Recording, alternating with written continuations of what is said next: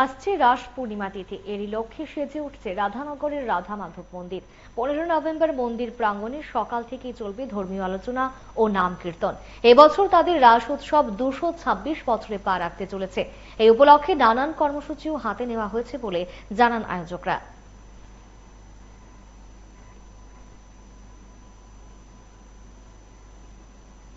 15 November আমরা রাস শুরু হইব। প্রত্যেক বছর কার্তিক পূর্ণিমা তিথিতে আমরা এই রাধা মাধব মহারাস উৎসব অনুষ্ঠান হয়ে থাকে।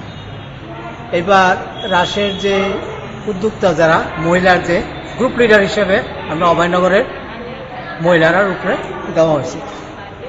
এছাড়া আমরা এই মণিপুরী সম্প্রদায়ে বিভিন্ন ধরনের এলাকার থেকেও শিল্পীরা আয়া এটা বিতান করতেছে। আর গান আপনারা যে রাজধানী যে নৃত্য শিক্ষক হিসাবে লালিক ওই একজনের সাথে ধলেশ্বরে তাইলে শিখাইতেছে তারা।